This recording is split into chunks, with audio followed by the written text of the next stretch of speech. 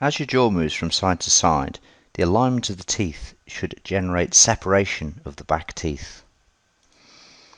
If this doesn't happen, then the teeth start to wear down and the back teeth can come into contact.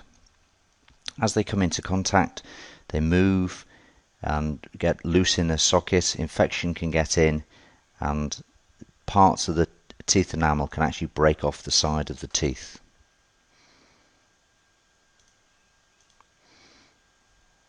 Back teeth that sort of rub together stimulate the sensors in the teeth to fire the nerve. Overstimulation of the nerves makes the teeth very sensitive to hot and cold, can even be quite painful.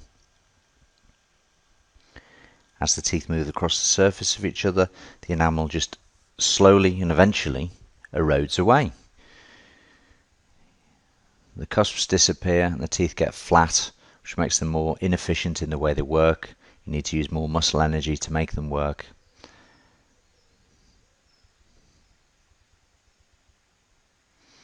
They actually put pressures on the side of the teeth, and the back teeth start to move around, and you get bone loss at the side, allowing infections to get in down the side and can eventually lead to the loss of the tooth.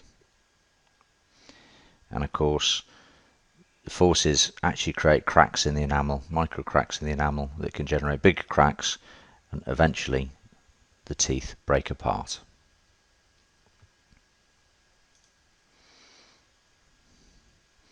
As the teeth rub together, they also trigger the nerves to fire the muscles. The muscles try and move the teeth around into a position where they're not damaging each other, and ultimately result in overstimulation of the muscles and can generate pain.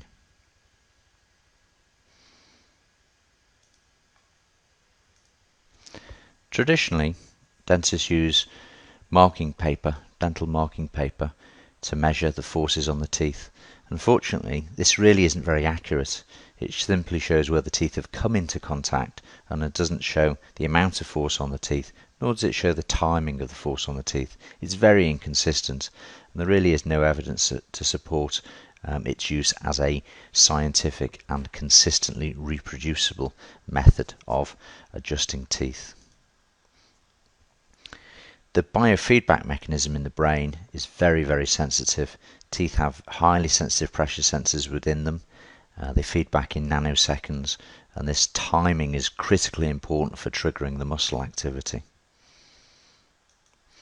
A bite balance analysis involves simply biting down on a sensor held in an instrument called a T-scan.